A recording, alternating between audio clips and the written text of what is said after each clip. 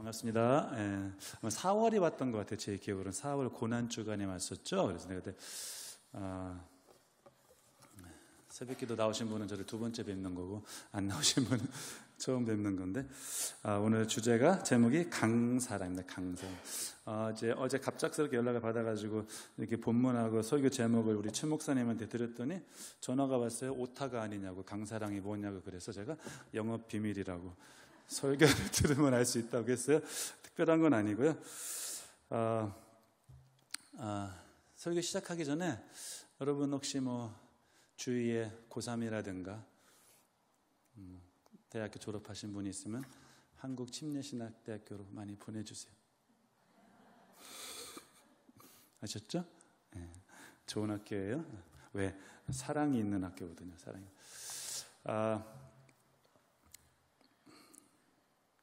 보내주실 거죠?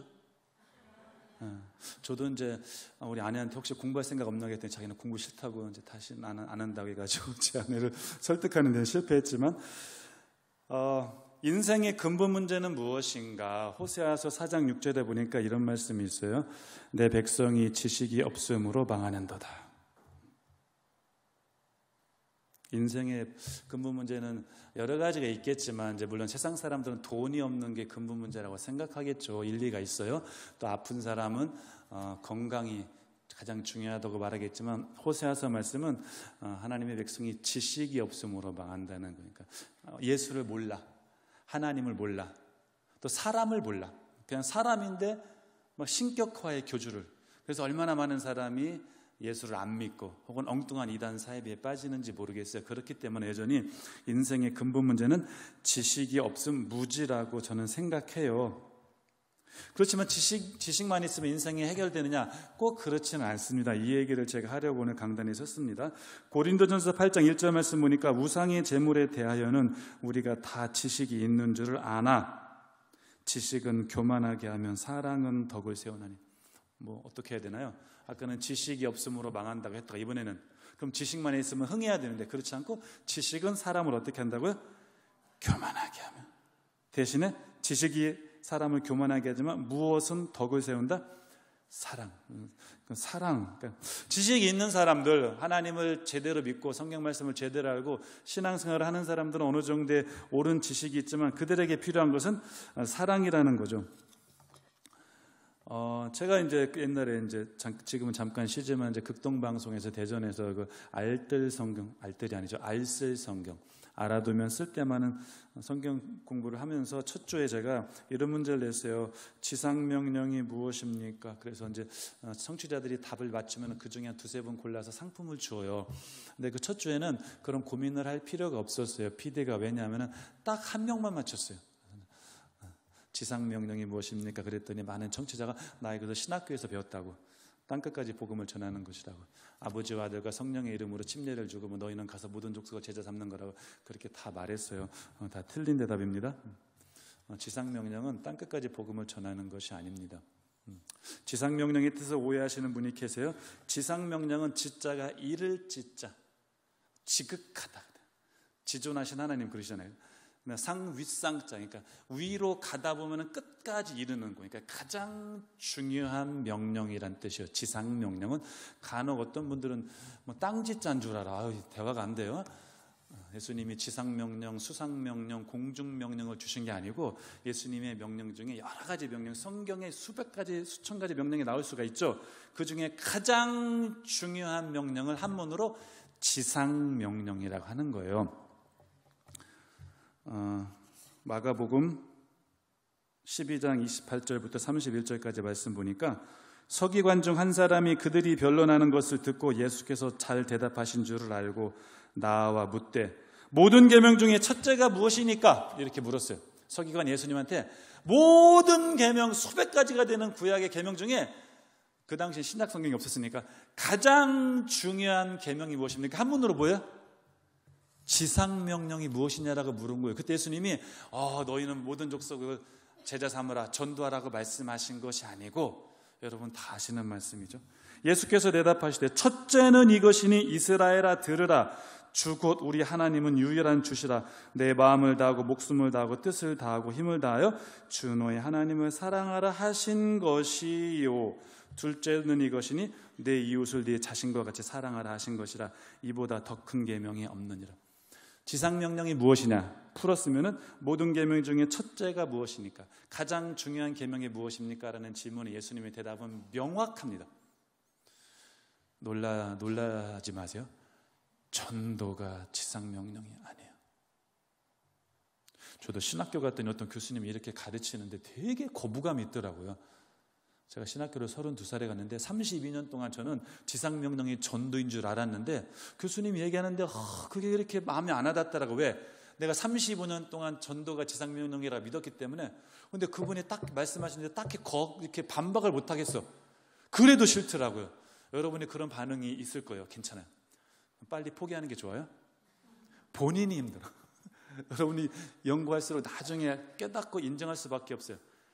지상명령은 지금도 막 방송에서 지상명령이 전도라고 목사님들조차 그렇게 잘못 전해요. 아니에요. 이거는 명확해요. 지상명령은 뭐라고요? 가장 중요한 명령은 뭐라고요? 사랑해요. 물론 전도를 지상명령이라고 해도 그렇게 틀린 말은 아니라고 생각합니다. 왜냐하면 내가 누구를 사랑하면은 그 사람을 위해 해줄 수 있는 최고의 선물은 뭐예요? 전도죠, 그죠? 그러니까 지상명령의 전도라는 말도 꼭 틀린 말은 아니지만 그걸 다 아시는 예수님께서 지상명령을 사랑해라고 했으니까 사족을 달면 안 돼요. 그러니까 어떤 사람은 사랑은 하지만 전도를 하지 않아. 어떤 사람은 전도를 하지만 사랑해. 누가 더 좋은 거예요? 나중에 고린도전서 13장 가면 나와요. 사랑이 제일인 거예요. 어떤 목사님이 이제 설교를 하러 갔는데 축도를 많이 안 해보셔가지고, 저도 사실 축도를 많이 안 해봐서 축도할 때마다 떨리거든요. 첫 단어가 생각이 안 났대요. 첫 단어가 뭔지 아세요 혹시? 축도할 때 지금은. 내가 생각이 안 나더래요. 한참 생각하다가 딱 떠올라서 이 말을 했대요. 요즘은 그렇게 했대요. 사실 요즘이나 지금이나 이제는이나 같은 말이야. 그런데 축도할 때 요즘은 그러면은 사전 찾으면 동의어일지는 몰라도 의미가 확 다르죠, 그죠?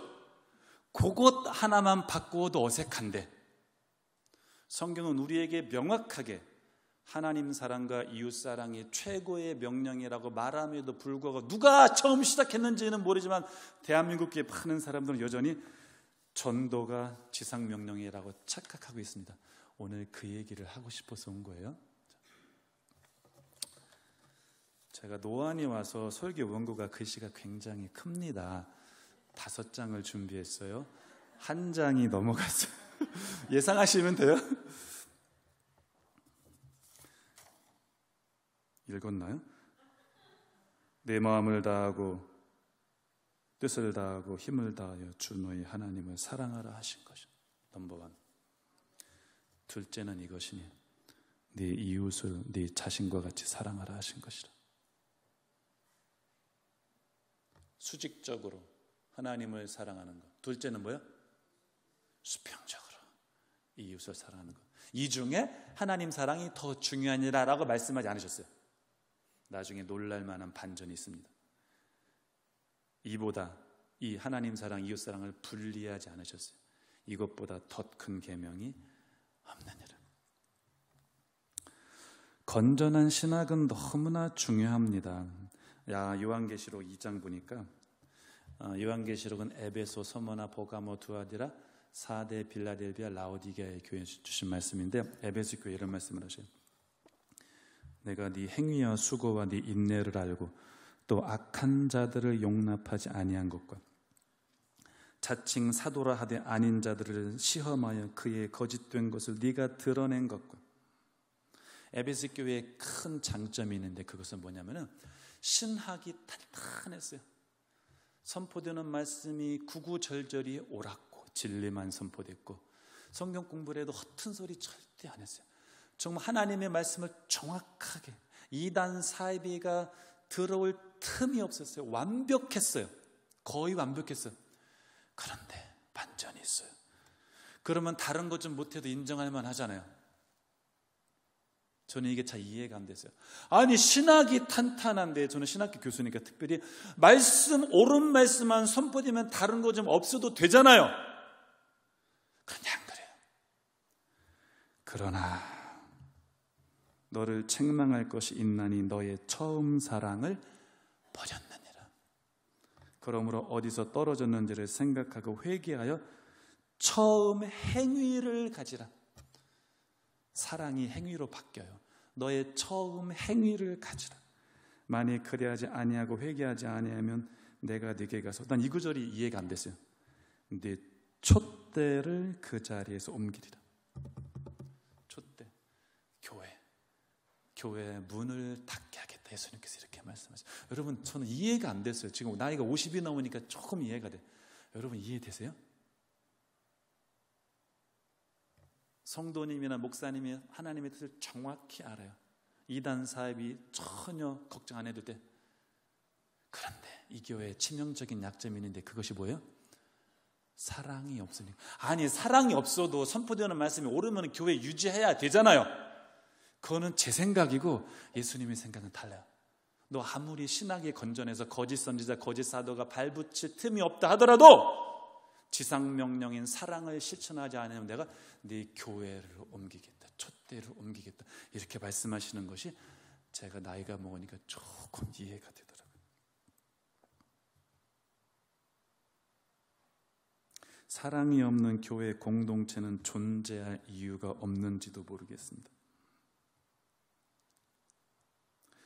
갈라디아서 5장 14절에서 바울 사도는 예수님은 하나님 사랑, 이웃 사랑을 했는데 갈라디아서 5장 14절에서 바울 사도는 그걸 또 하나로 또 요약해요. 그거 참 재밌어요. 어떻게 요약하는지 아세요? 여러분, 그냥 문제 낼게요. 예수님은 지상명령을 하나님 사랑과 이웃 사랑을 했어요. 그럼 그 둘 중에 그 두 가지를 하나로 요약하려면 여러분은 어떻게 요약할 것 같아요? 하나님 사랑으로 요약할 것 같습니까? 이웃 사랑으로 요약할 것 같습니까? 저도 이런 말씀이 참 굉장히 놀랍더라고요. 제가 읽겠습니다. 온 율법은 네 이웃 사랑하기를 네 자신같이 하라 하신 한 말씀에서 이루어졌나니. 바울 사도는 물론 하나님 사랑을 버린 것은 아니고 당연히 전제로 하는 거겠지만 이웃 사랑으로 요약하더라고요. 이게 놀랍지 않습니까? 야고보서 2장 8절, 너희가 만일 성경에 기록된 대로 네 이웃 사랑하기를 네 몸과 같이 하라 하신 최고의 법을 지키면 잘하는 것이거니까. 최고의 법은 뭐라는 거예요? 하나님 사랑으로 요약해도 될 법한데 야고보는 예수님의 제자 야고보가 아니고 예수님의 동생이에요. 마리아가 낳은 예수님의 동생 야고보는 이웃 사랑으로 요약하는 거예요. 저는 참 이해가 안 됐던 게, 너희가 서로 사랑하면 세상 사람들이 너희가 내 제자인 줄 알리라. 이 말씀이 이해 안 됐어요. 너희가 방언을 말하면 세상 사람들이 너희가 내 제자인 줄 알리라. 너희가 기도를 많이 하면, 너희가 전도를 많이 하면, 너희가 예배를 많이 드리면, 너희가 행복하면, 너희가 세상에서 성공하면, 그러면 세상 사람들이 크리스천이구나 이렇게 알아줄 것 같은데 예수님은 안 그러시는 거예요. 너희가 서로 사랑하면.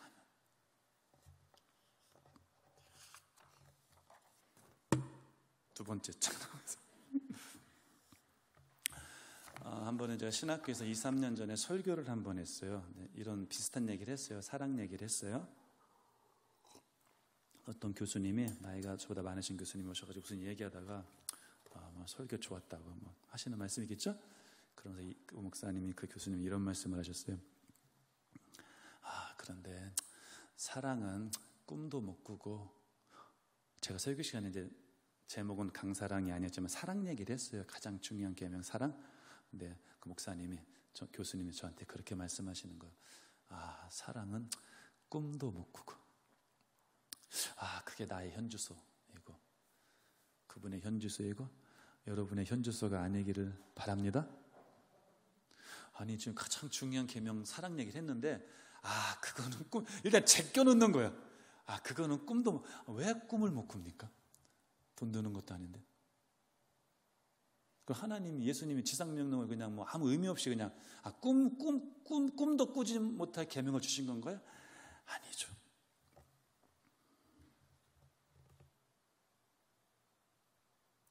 공부는 잘하는데 국영수는 못한다고 하면 말이 안 되잖아요.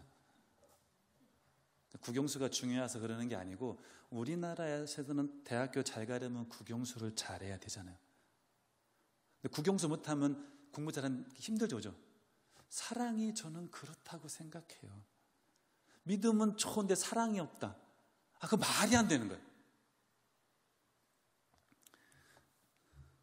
믿음은 좋은데 사랑이 없다는 말은 인물은 좋은데 이목구비가 뚜렷하지 않다라고 하는 거가 제가 볼 때 똑같은 말이에요.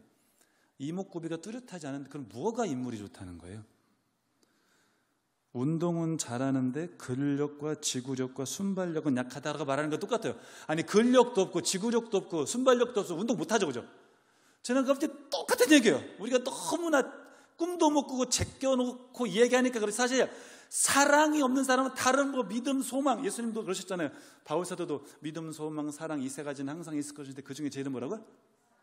신앙의 국영수예요. 국영수는 합친 것보다 더 중요한데 영성은 좋은데 인성은 나쁘다 이런 말하고 똑같아요. 우리 앞으로 이런 말 좀 하지 맙시다. 아멘? 영성 좋은 사람이 성령 충만한 사람이 인성 나빠 그건 말이 안 돼요. 그 영성이 좋은 게 아니에요. 영성의 핵심 요소는 뭐예요? 인성이에요. 하나님도 못 바꾸시다 다 거짓말이에요. 하나님이 안 계시니까 성격이 안 좋은 거예요. 저는 그렇게 봐요.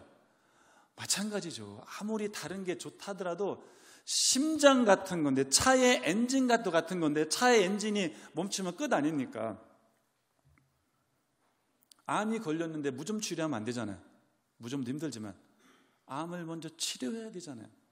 다른 거 다 제쳐놓고 지상명령 실천한 다음에 그 다음에 다른 걸 해야 되는데 왜 어떤 목사님이 이렇게 설교하셨다고 해요. 이제 사랑 저랑 비슷한 주제로 사랑 설교를 하셨대요.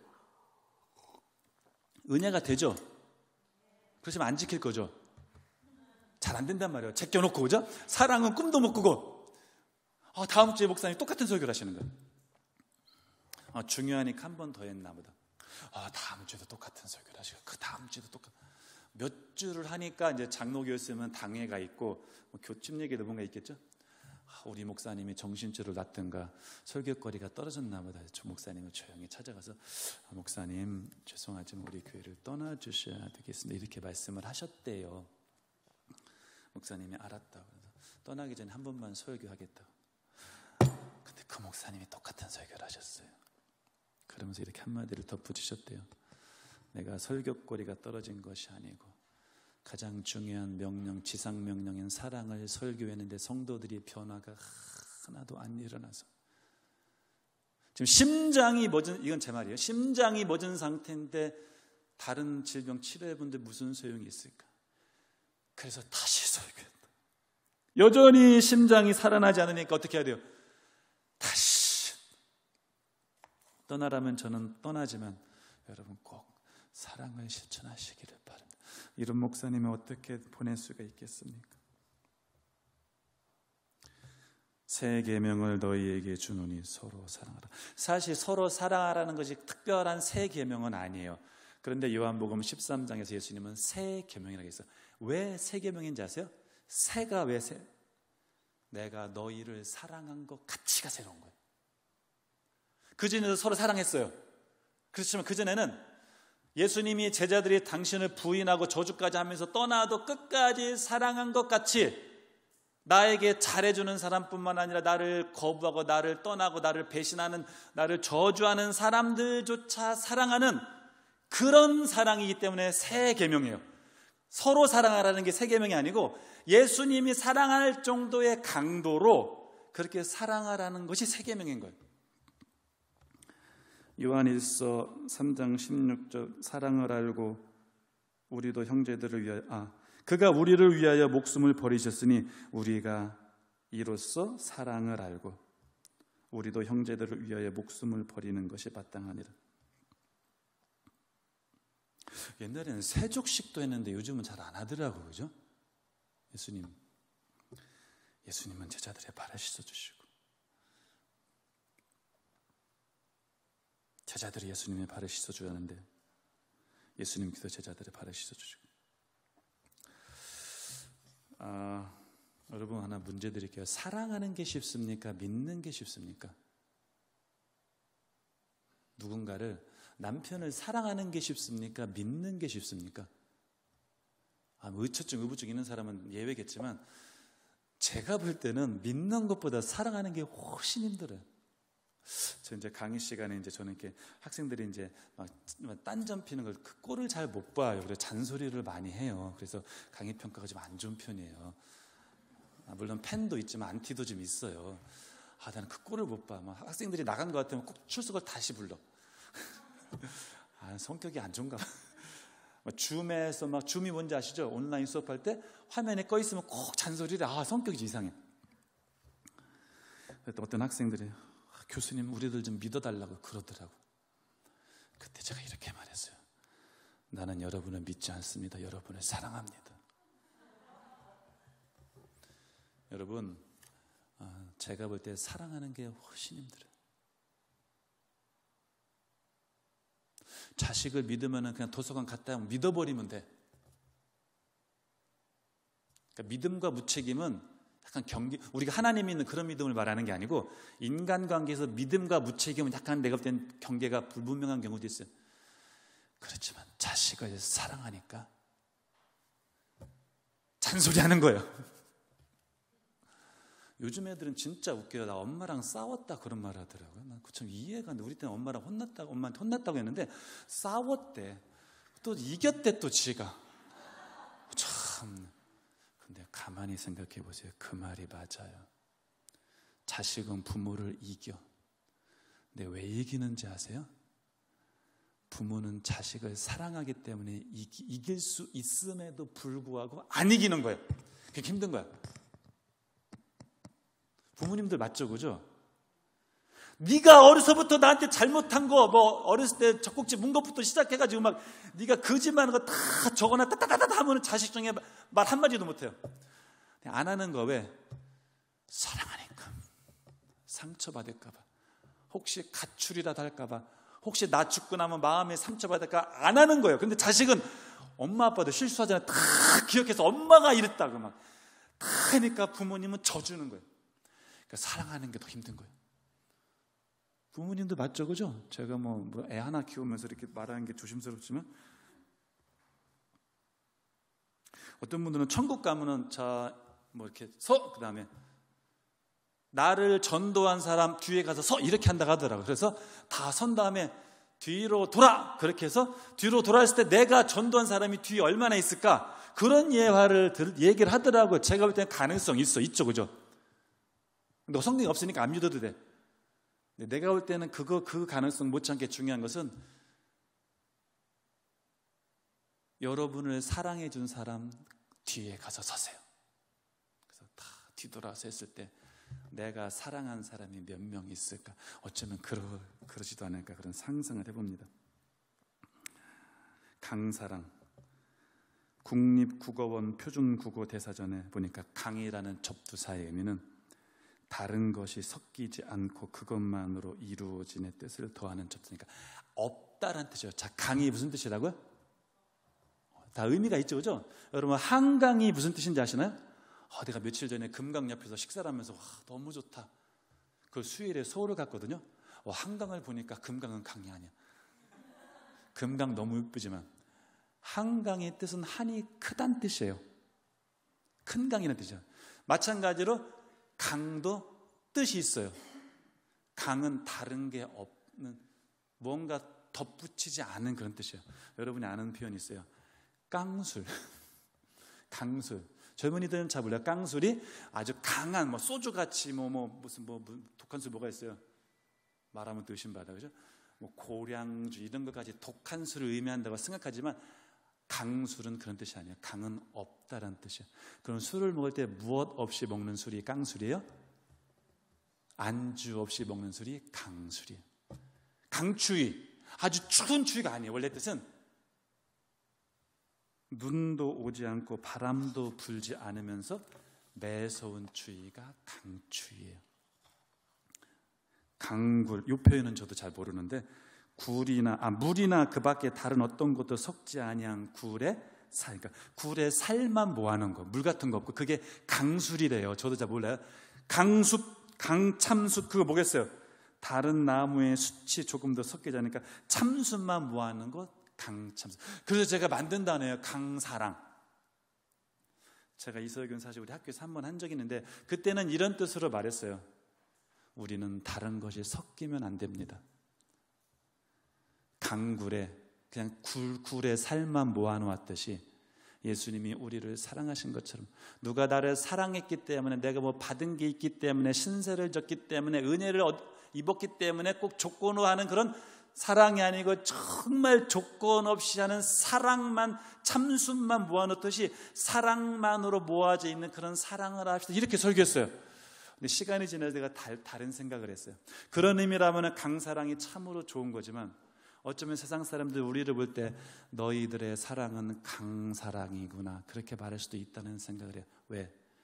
우리의 사랑은 어쩌면 강사랑이에요. 행함이 없는 사랑. 원래 사랑에는 행함, 아까 강은 무엇이 없다는 뜻이라고 했잖아요. 말장난 같지만 여러분의 사랑은 행함이 있는 참사랑입니까? 말로만 하는 강사랑입니까? 행함이 따르지 않은 말로만 하는 사랑은 아닌죠. 이거 하면 옛날에 저는 웃겼는데, 이게 쌍팔년도 유머예요. 옛날엔 이렇게 웃었어요. 제가 88학번인데 미장원 갔더니 머리 깎으시는 분이 재밌다고 얘기해 줘서 내가 그냥, 저는 재밌었거든요. 근데 반응은 별로 안 좋더라고요. 그래도 몇 분은 웃으실 것 같아서 얘기해요. 숫자 2하고 2가 놀고 있어서 재밌게. 그러니까 숫자 3이 나도 끼워줘, 나도 같이 놀아, 나랑 같이 해. 그랬더니 숫자 2하고 2가 뭐라고 했는지 아세요? 사랑해. 사랑 놀라고. 사랑. 어떻게 추스려야 할지 모르지만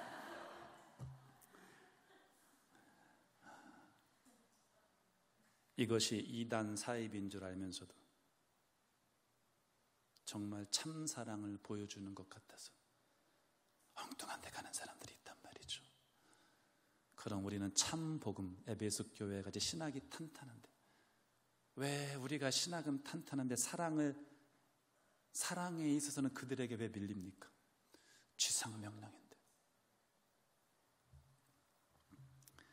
내가 사람의 방언과 천사의 말을 할지라도 사랑이 없으면 소리나는 구리와 울리는 꽹과리가 되고, 내가 예언하는 능력이 있어 모든 비밀과 모든 지식을 알고 또 산을 옮길 만한 모든 믿음이 있을지라도 사랑이 없으면 내가 아무것도 아니오. 산을 옮길 만한 모든 믿음이 있을지라도 사랑이 없으면 내가 아무것도 아니오. Nothing. 내가 내게 있는 모든 것으로 구제하고 또 내 몸을 불사르게 내줄지라도 사랑이 없으면 내게 아무 유익이 없느니라. 고린도전서 13장 1절에서 3절. 저는 이 말씀을 문자적으로 받아들입니다. 내가 아무리 많은 환자를 치료해도, 목회를 아무리 수십만 명을 해도, 내가 아무리 세계적인 학자가 되어도, 아무리 사랑을 잘 가르쳐도, 사랑이란 주제로 아무리 설교를 잘 해도, 내가 정말로 하나님을 사랑하지 않고 이웃을 사랑하지 않으면 내게 아무 유익이 없고, 저희 설교도 어쩌면 울리는 꽹과리일 수가 있어요. 꽹과리는 그런데 아시나요? 되게 시끄럽잖아요, 그죠? 내 목소리가 아무리 좋고 설교 내용이 아무리 좋아서 사람의 여러분의 심금을 울릴지 몰라도, 그렇다면 하나님께서 나의 설교를 통해서 여러분에게 은혜를 주실지는 몰라도 나에게는 아무 유익이 없는 거예요. 내가 10,000명을 전도해도 사랑이 없으면 나에게는 유익이 없어. 그 전도를 통해서 하나님께서 그들을 구원하시겠지만 나는 하나님께 그렇게 칭찬받지 못할 거라고 저는 생각해요. 박사학위 없는 것이 콤플렉스가 아니라 사랑 없는 것이 진짜 콤플렉스가 되면 좋겠습니다. 아멘. 이 세상에서 내가 제일 좋아하는 교회 이름이 있어. 이미 있어요. 사랑의 교회. 믿음의 교회도 있겠죠. 소망의 교회도 있겠죠. 소망교회 실제로 있죠. 사랑의 교회. 제가 설교하면서 일부 시간에 그런 얘기를 그런 느낌이 들었어요. 설교 제목 잘못 정했나 보다. 사랑이 넘치는 교회인데 와서 괜히 쓸데없는 설교, 이런 생각이 들긴 했어요. 그래도 방언 못하는 것이 컴플렉스가 아니고 사랑 못하는, 사랑 없는 것이 컴플렉스. 왜? 은사는 하나님이 알아서 주시는 거예요. 저도 방언을 못해요? 제가 헬라어를 조금 해요. 그래서 가끔 기도할 때 헬라어로 기도해요. 그리스 아시죠? 그리스. 우리 알파, 베타, 그리스. 거실에서 엔토 오노마티 예수 그리스도 켈리우스 히파겐 오피소무 사타나 퀴리에 엘레소메 보에테이 무테 아피스티아 피스티오 호티 판타 디나타토 피스티온티. 별거 없어요. 예수의 이름으로 병하는 사탄아 물러가라, 그런 내용이야. 믿는 자에게는 능치 못함이 없는 줄 믿습니다. 주 예수여 나를 도와주시옵소서. 믿음 없음을 이렇게 기도 아내가 오더니 당신 방언 받았어? 아니에요. 그냥 헬라어로 해. 괜찮아요. 방언 못하는 게 뭐 대수입니까? 하나님이 다른 은사를 주셨다고 저는 믿어요. 예언의 은사가 없으면 어때요? 병 고치는 은사. 고린도전서 12장 12가지 은사가 나오잖아요. 지혜의 말씀, 지식의 말씀, 뭐예요 또? 믿음과 병 고치는 은사, 능력 행함, 예언, 영분별, 방언 통역. 13장에 가장 좋은 건 사랑이다. 갈라디아서에 보면은 오직 성령의 열매는 사랑.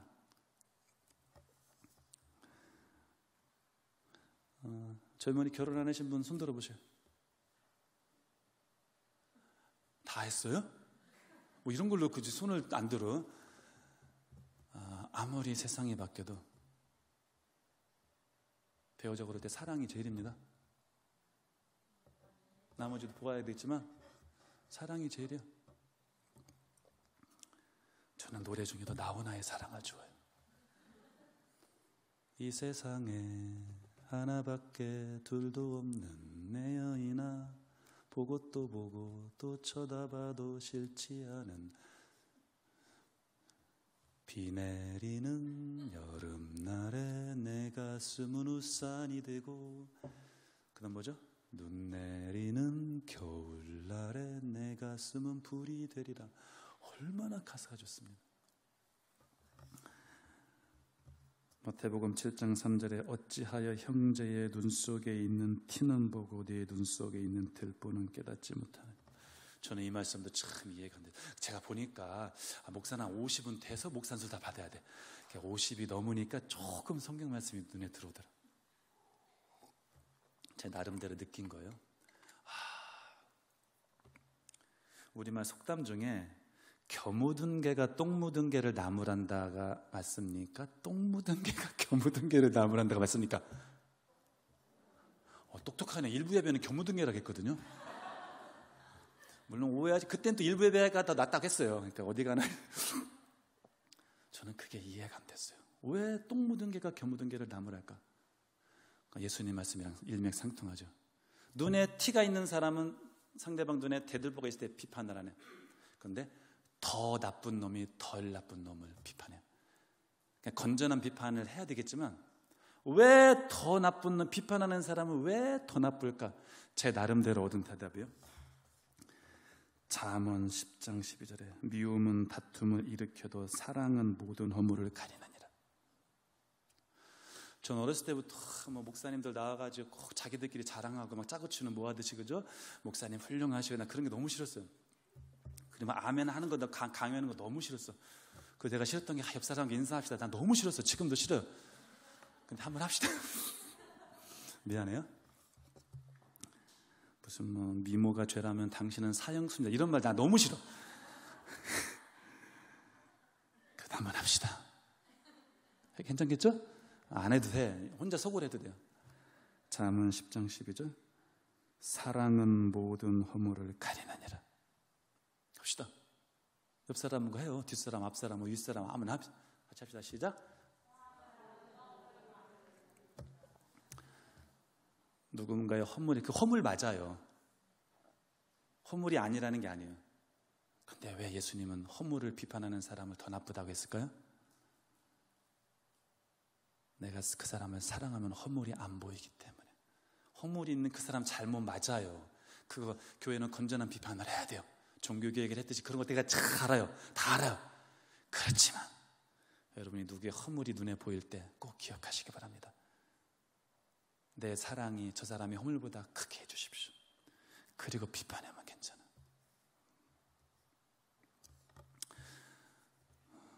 목사님이 탁구를 잘 치면 좋은 성도는 뭐라고 말해요? 목사님은 목회도 잘하고 탁구도 잘 친다고요. 탁구를 못 치면 목사님은 탁구는 못 치지만 목회를 잘한다고요. 이렇게 접근을 해야지. 목사가 꼴보기 싫은 사람, 목사님이 탁구를 잘 치면 목회도 못하는 게 탁구만 잘 친다고요. 탁구를 못 치면 목회도 못하면서 탁구도 못 친다고요. 다 맞는 말이야. 근데 어떻게 연결을 시키느냐? 당신이 비판하는 목사를 사랑하고 비판합니까? 그런 얘기를 하고 싶어요. 요즘은 잘 안 하지만 정말 좋은 찬송가. 저는 노래를 못하는 게 참 천추한이에요. 설교 아무리 잘해도 찬양 한 곡으로 끝나. 사랑은 언제나 오래 참고. 한번 불러보시기 바라요. 나중에.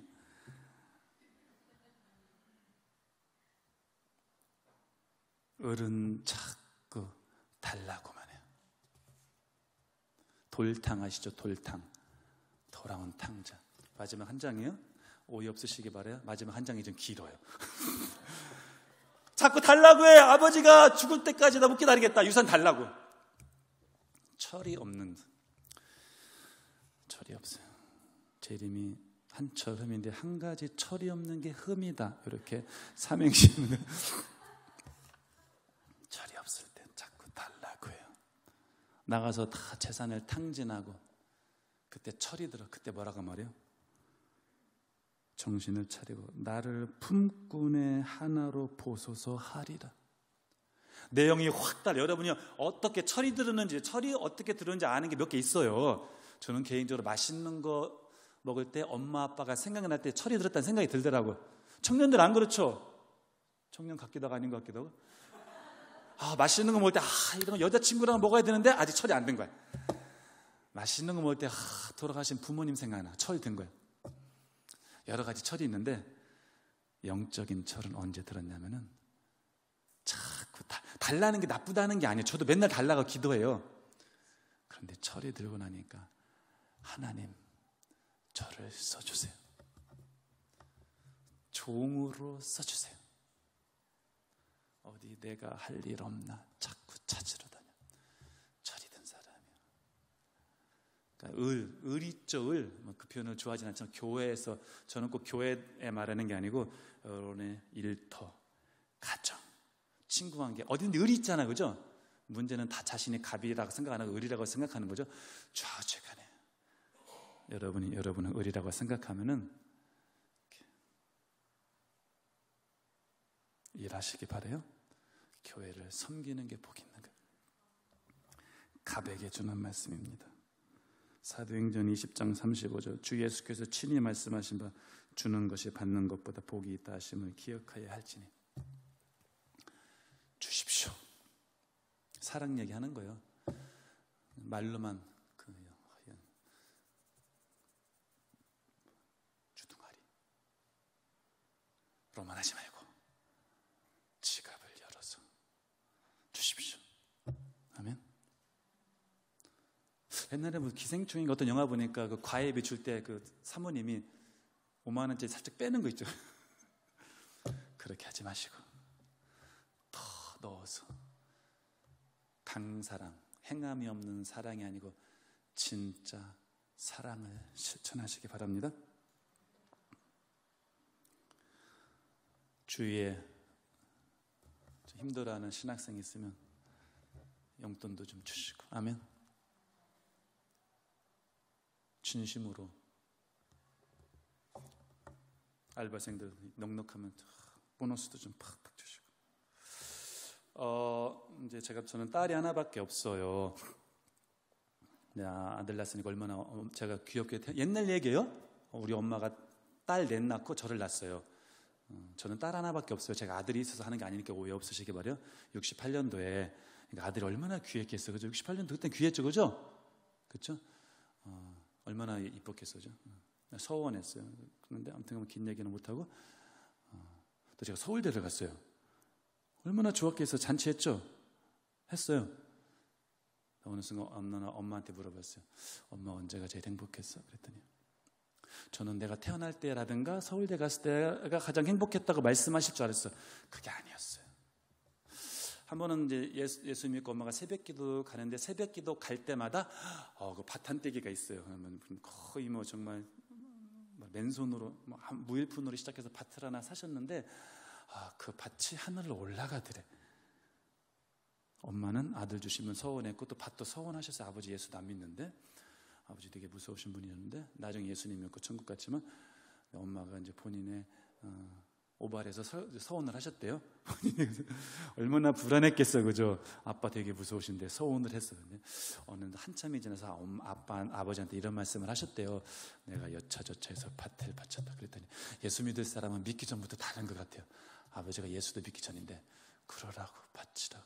우리 어머니 고백이고요. 딸 넷 낳고 너를 낳았을 때보다 네가 서울대 갔을 때보다 밭을 하나님께 바쳤을 때가 제일 행복했다. 가백에 주는 말씀이에요. 주는 기쁨을 맛보시기 바랍니다. 강남으로 치면 아파트 한 채 바친 거예요. 강남 빌딩. 농부들에게 밭은 굉장히 귀한 거예요.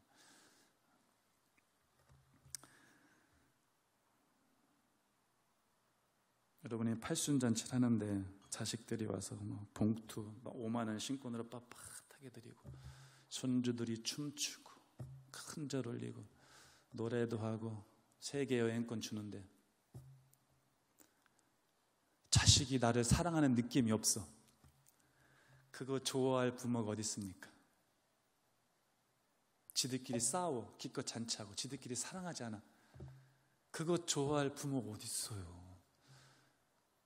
그렇게 우리 가족에게 적용하다 보니까 에베소 교회가 아무리 신학이 탄탄해도 사랑이 없으면 예수님이 교회 문 닫게 하겠다는 그 말씀이 와닿더라고요. 제가 그때 와닿았어요. 상다리가 휘어지게 아무리 맛있는 걸 대접해도 지들이 막 싸우고 그러면은 안 오는 게 낫죠, 그죠? 차라리 용돈은 못 줘도 지들끼리 형 동계간의 우애, 그게 최고의 효도 아닙니까? 그러니까 지상명령인 거예요.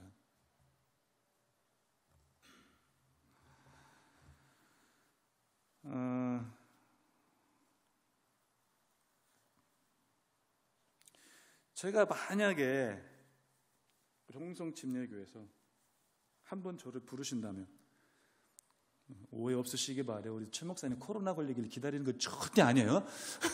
코로나 안 걸리셔도 만약에 10년 후라도 저를 한번 부르신다면은 제가 그땐 이런 설교를 할 거예요. 아마 하나님의 나라는 말이 있지 않고 능력이 있다. 능력 설교를 하고 싶어요. 성경 보니까 내가 예수의 이름으로 귀신을 쫓아내고 많은 능력을 행하고 선지자 노릇을 하지 않았냐고. 그때 예수님 뭐라고 말씀하셨어요? 내가 너희를 도무지 알지 못하느니 불법을 행하는 자들 내게서 떠나라. 굉장히 쇼킹한 말씀. 우리가 그냥 성경 통독할 때 그냥 지나가지만 그 한 말씀 한번 생각해 보세요. 귀신을 쫓아내고 예언의 설교라고 능력을 행하고 많은 능력을 행하도 예수님이 모르실 수가 있다니까요. 물론 아시는 경우가 더 많겠지만 내가 아무리 기도 많이 하고 암 환자를 고치고 목회를 수십만 하고 헌금을 수십억을 해도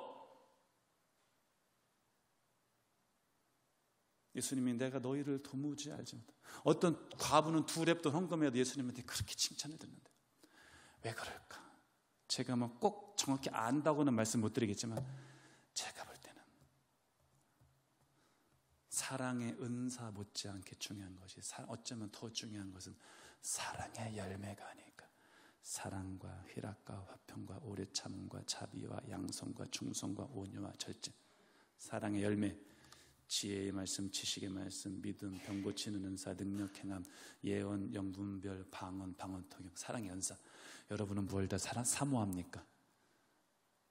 아마 여리면 아합은 사랑의 은사보다는 거꾸로 말했네요. 여리면 아합은 사랑의 열매보다는 사랑의 은사를 더 사모할 거예요. 왜?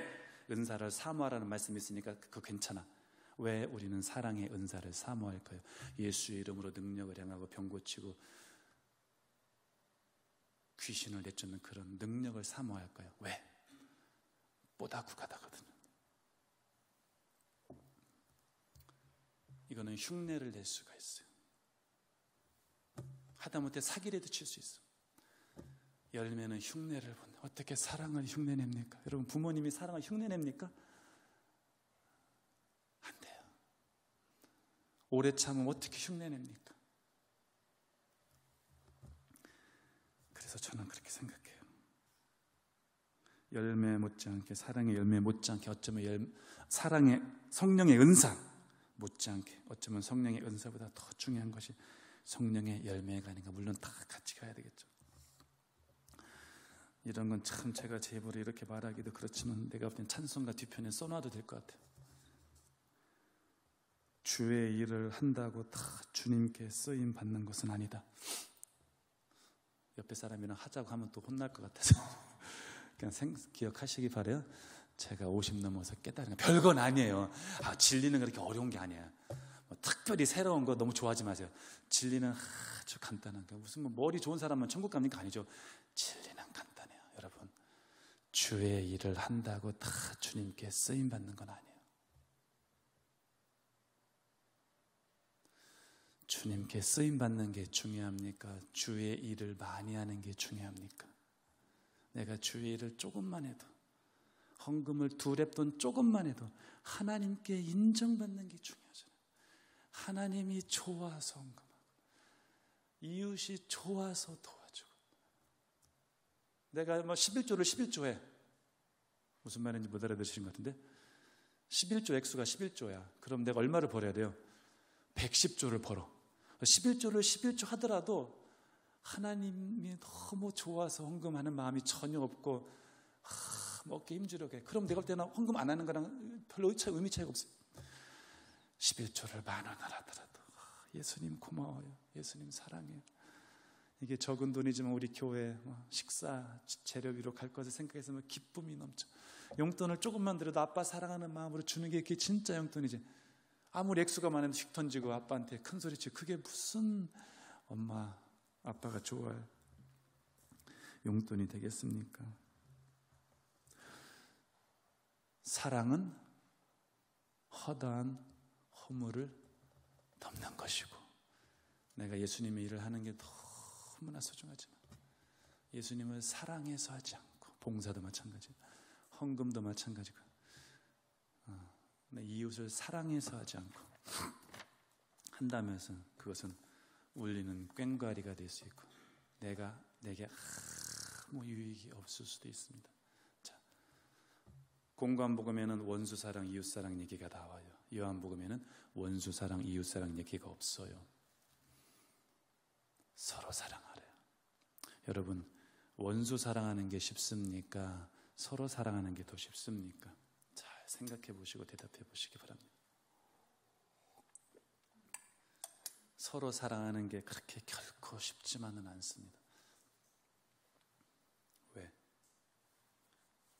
조금 다른 걸 용납하는 게 더 힘들어요. 우리가 불교 신자랑은 안 싸워요. 어차피 너무 다르니까 그냥 서로 그냥 포기하고 살아. 그렇게 미워하지 않아. 그런데 같은 교단에서 막 조금 다른 것 같아요. 여러분, 반대말이 무슨 뜻인지 아세요? 반대말? 반대말은 딱 하나만 다른 게 반대말이에요. 남자와 여자. 남자와 여자 다른 거 없어요. 뭐만 달라요? 성만 달라. 뭐 머리카락 이런 거 다 똑같아요. 다 뭐만 달라? 남자, 여자. 아빠, 엄마 차이점 딱 하나예요. 개와 사람 반대말 아니에요. 다른 게 너무 달라서 똑같아요. 우리가 정말로 사랑하기 힘든 사람은 같은 교회 사람이고, 같은 침례교단 사람이고, 가족이고, 같은 교역자이고. 이 교회는 아니겠지만 부사역자가 설교를 막 히트치잖아요. 누가 제일 긴장하는지 아세요? 내 경험이에요. 같은 부사역자가 제일 긴장해요. 성도들은 다 좋아해. 사역자끼리 긴장해. 왜? 위기의식을 느껴. 똑같은 원리가 가정에도 교회에도 일터에도 적용된다고 저는 생각해요. 가장 사랑하기 힘든 사람은 제가 볼 때 남편과 아내예요. 아니에요? 옆집 아줌마 사랑하긴 쉬워. 그런 사랑 말고, 사랑하면 안 되지만 그냥 넘어가. 근데 나랑 너무나 가까이 있기 때문에 더 힘든 거예요. 남편 사랑하기 더 힘든 거예요. 자식 사랑하기가 더 힘들고 부모 사랑하기가 더 힘든 거예요. 말씀을 맺겠습니다. 저는 수업 시간에 사랑 얘기 나오면 이렇게 잔소리가 길어져요. 그러면서 꼭 하는 게 있어요. 내가 수업 일찍 끝내주겠다. 오늘 이 시간에 단 지금 바로 내일로 미루지 말고 이 자리에서 엄마 아빠한테 전화해라. 카톡해서 엄마 아빠 사랑해요, 고마워요 이 말 해서 엄마 아빠가 답장하면은 오는 횟수 곱하기 5에서 한 명이 답장하면 5분 일찍 끝내고, 실제로 그렇게 했어요. 2명이 답장하면 10분 일찍 끝내고, 아까 목사님 설교처럼. 내일 마귀의 속삭이며 절대 아니야. 저는 진짜 내가 담임 목사만 하면 그렇게 하고 싶네. 지금 바로 마음에 찔리는 사람에게 바로 전화해서 그냥 전화하는 사람마다 5분 일찍 끝낼 수는 없으니까 5만 원씩 줘가지고 진짜 그러고 싶네요. 아까 실제로 그렇게 하려고 여기다가 5만 원이라고 써놨어요. 5만 원. 근데 내가 또 담임 목사도 아니고 오버하는 것 같아서 절제했어요. 이 말의 취지는 뭐예요? 지금 바로 하시라고. 특별히 젊은 분들에게 말씀드려요.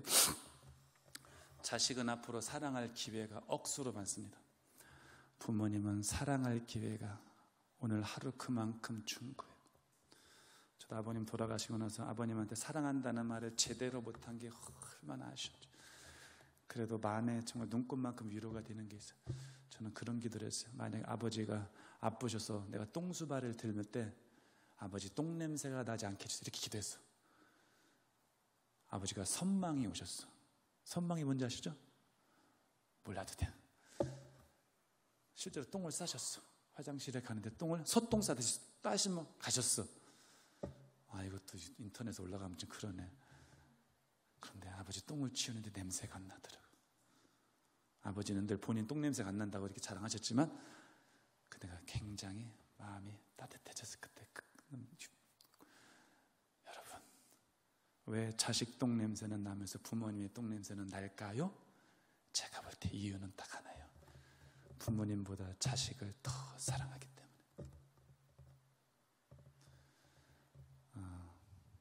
효도합시다. 자식 용돈 줄 때 훅 주잖아요. 부모님 용돈 줄 때는 한참 고민하잖아. 10만 원을 더 넣어 봐라. 자식 용돈 줄 때 그래요? 안 그래. 속지 마세요. 부모님은 돌아가시면 산에 묻고 자식은 마음에 묻는 다 거짓말이에요. 부모님 돌아가셔도 가슴에 묻어요. 오늘 당장 예배 끝나고 부모님께 전화하시고 용돈 팍팍 드리시기를 예수님의 이름으로 축원합니다. 100% 진심이에요. 100% 진심이에요. 아내부터 사랑하세요. 무슨 세계 평화, 그거 소중해요. 세계 전도 소중해. 우리끼리 먼저 사랑해야죠. 그것이 그렇게 쉽지는 않습니다. 젊은 부부에게 말씀드려요. 교회 올 때 신랑이 늦으면 짜증내지 마세요. 그냥 기분 짜증내지 마시고 사랑하세요. 그 짜증내면 예배 전혀 은혜 안 돼요. 마찬가지요. 좀 늦으면 좀 어때요? 늦으면 좀 어때요? 여러분, 육순잔치 자식이 뭐 똑같진 않아. 그렇지만 팔순잔치 자식이 늦나 그렇게 서운해요? 근데 아무리 자식이 일찍 와도 지들끼리 싸움이 오면 그게 부모님 마음이 어떻겠어요? 저는 하나님 마음도 똑같진 않더라도 비슷할 거라고 생각해요. 좀 예배 늦어도 화기애애하면서 일부 예배 때 저 끝에 앉으신 분이 막 미국 부부처럼 미국 부부만 이렇게 해. 난 그게 뭐 옳은지는 몰라. 난 지금도 어색해. 그런데 또 한편 생각하면 일리가 있어. 아니, 하나님이 지들끼리 부부끼리 쳐서 좋아하면서 예배 드리는 게 꼭 싫어하실까? 꼭 이렇게 그거 좋아하실까? 바른 자세도 소중하지만 사랑이 지상명령이라고 생각하면은 우리는 형제자매들의 행동 중에 상당 부분을 용납할 수 있는 게 있는 것 같아요. 여러분, 집사님, 장로님이 예배 듣고 빠지는 게 그렇게 이해가 안 됩니까? 여러분, 한번 빠지세요. 제가 남의 교회 이렇게 말하기도 조심스럽지만 빠져봐도 그렇게 크게 나쁜 놈 아니에요. 차라리 내가 예배 한번 빠져도 그 사람을 비난하지 않는 게 저는 낫다고 생각해요. 누구 헌금 안 하는 게 이해가 안 됩니까? 헌금 차라리 한번 안 하시고 그 사람을 사랑하는 것이 저는 더 낫다고 생각해요. 율법에 더 중요한 바 의와 인과 신. 율법에는 더 중요한 게 있어요. 11조 중요하지만 의와 인과 신이 더 중요한 거예요. 마찬가지로 가정에서 제일 중요한 것은 뭐예요? 사랑입니다. 회개합시다. 아멘. 아내를 사랑하지 않은 것, 자꾸 아내의 허물이 보인 것, 남편의 허물이 보인 것 비판하십시오. 단 사랑해서 비판해야지. 너는, 당신은 회개해야 돼요. 기도합니다.